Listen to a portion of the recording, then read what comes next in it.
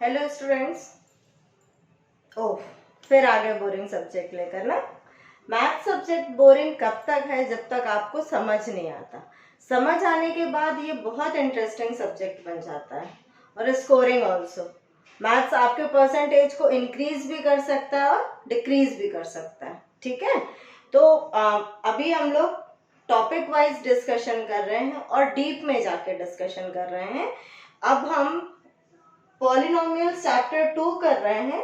Polynomials में आपने polynomials की डेफिनेशन, स्टैंडर्ड फॉर्म, कोफिशिएंट और पॉलिनोमियल्स का आइडेंटिफिकेशन, कैसे आप आइडेंटिफाई करते हो, ये सब आपने सीख लिया है। ठीक है, अब नेक्स्ट आगे मूव करते हुए पॉलिनोमियल्स पर, नेक्स्ट टॉपिक है जीरोस ऑफ पॉलिनोमियल्स। ठीक है, जीरोस ऑफ पॉलिनोमियल्स का मतलब ये है, अच्छा यू नो दैट कि अभी आपके कोर्स में पॉलिनोमियल्स इन वन वेरिएबल है सिर्फ। ठीक है, सिर्फ एक वेरिएबल यूज हुआ है। तो पॉलिनोमियल्स, यदि आपके पास px कोई पॉलिनोमियल है, px, p फॉर पॉलिनोमियल और x मतलब किसका पॉलिनोमियल है? x वेरिएबल का पॉलिनोमियल px है। यदि आप x की कोई वैल्यू रिप्रेजेंट, मीन्स जैसे आपको यहाँ पर x प्लस 7 दिया हुआ है, ठीक है, ये पॉलिनोमियल है किसका? x वेरिएबल का।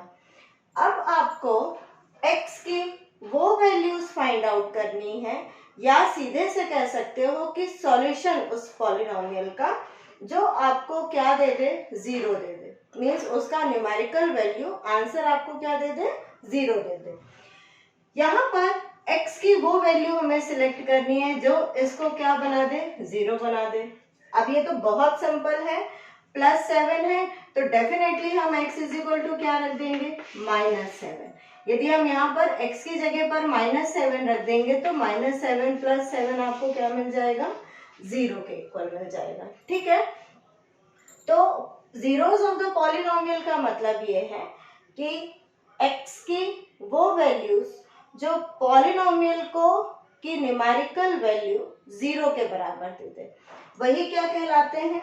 Zeros of the polynomial. अब इसका सिर्फ एक सॉल्यूशन है, मीन्स x की केवल एक वैल्यू है जिसको आप यहाँ पर पुट करोगे तो आपको 0 मिलेगा।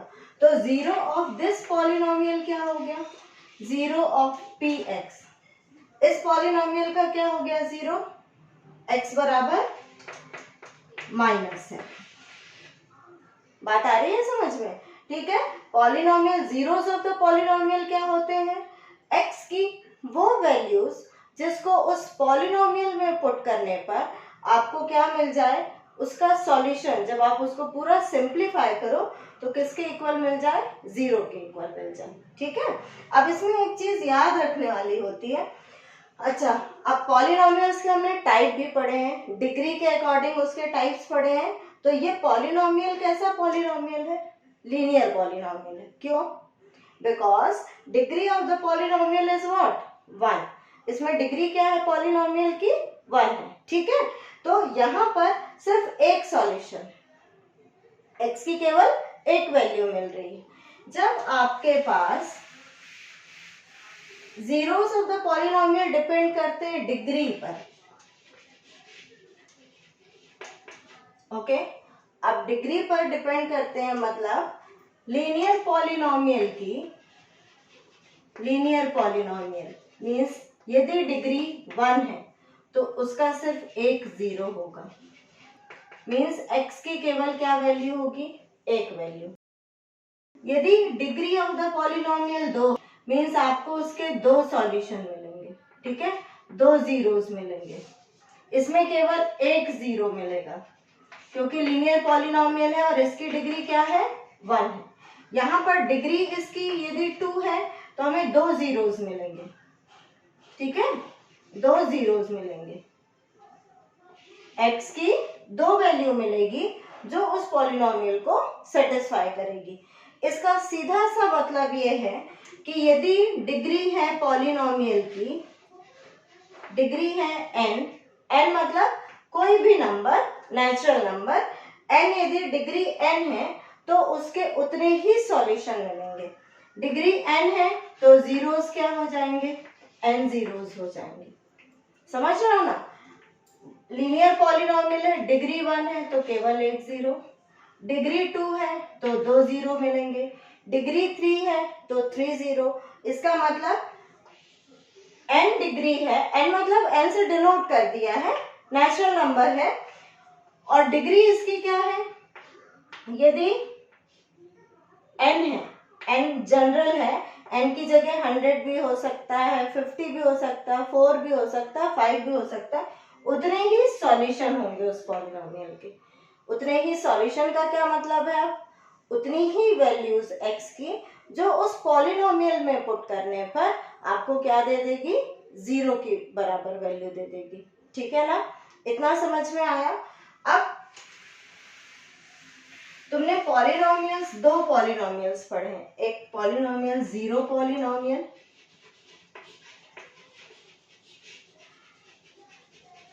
और एक पढ़ा है तुमने constant polynomial.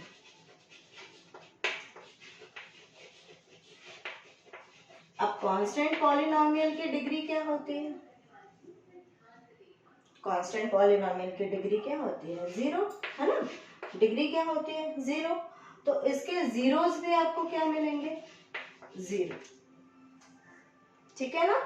Constant polynomial means कोई नंबर है ना? तो उसकी डिग्री क्या होती है, जीरो, तो इसके आपको जीरोस भी क्या मिल जाएंगे, जीरो। अब जीरो पॉलिनोमियल की डिग्री तुम डिफाइन नहीं कर सकते, या हम लोगों ने प्रीवियस क्लास में डिस्कस किया है कि जीरो पॉलिनोमियल की डिग्री तुम बता नहीं सकते। तो इसमें एनी रियल नंबर उसका क्या हो जाएगा, जीरोस। ऐसा क्यों होता है, जीरो पॉलिनोमियल मतलब zero, px is equal to zero, है ना? तो x की वैल्यू पर, x पर हम कोई भी रियल नंबर रखें, रैशनल रखें, इरैशनल रखें, कुछ भी रखें। अब रियल नंबर बोल रही हो तो आपको क्लियर हो रहा है ना दिमाग में, रियल नंबर हमने चैप्टर फर्स्ट में बहुत अच्छे से डिस्कस किया था। तो रियल नंबर रखें, तो जब आप यहाँ पर x है ही नहीं तो उसकी वैल्यू हमेशा क्या आएगी, जीरो आएगी। ठीक है ना? तो जीरो पॉलिनोमियल का जीरोस कोई भी रियल नंबर होता है, ये इंपॉर्टेंट है आपका ऑब्जेक्टिव क्वेश्चंस के लिए। कांस्टेंट पॉलिनोमियल का जीरो क्या होता है, जीरो। कांस्टेंट पॉलिनोमियल का जीरो जीरो होता है। ठीक है? अब इसमें एक और बात याद रखने की है कि जरूरी नहीं है कि x की वैल्यू आपको जीरो ही मिले, कोई और नंबर भी, जैसे अभी आपने x प्लस 7 को किया था तो x की वैल्यू हमने -7 रखी थी, x की कोई भी वैल्यू आपको मिल सकती है जो इस पॉलिनोमियल की वैल्यू को क्या कर दे, जीरो के बराबर कर दे। ठीक है? अब हम जीरोस ऑफ द पॉलिनोमियल की डेफिनेशन एक बार फिर डिस्कस कर लेते हैं। Zeros of polynomial, let px is a polynomial if pa equal to 0 then a is said to be a zero of the polynomial px। ठीक है? यहाँ पर क्या कह रहा है, डेफिनेशन का क्या मतलब है, px एक पॉलिनोमियल है। अब ये x दिया हुआ है, मतलब पॉलिनोमियल किस वेरिएबल का है, x वेरिएबल का। और जब हम उसको रिप्लेस करेंगे, x को किससे रिप्लेस करेंगे, a से रिप्लेस करेंगे, तो उस पॉलिनोमियल की न्यूमेरिकल वैल्यू हमको किसके बराबर यदि मिल जाती है, जीरो के बराबर, तो a जिस वैल्यू को हमने x के बेस पर रखा है वही क्या कहलाता है, जीरो ऑफ पॉलिनोमियल px। ठीक है? अब इस एक्सरसाइज के क्वेश्चंस इस टॉपिक पर बेस्ड करेंगे तो और अच्छे से क्लियर हो जाएगा। ओके?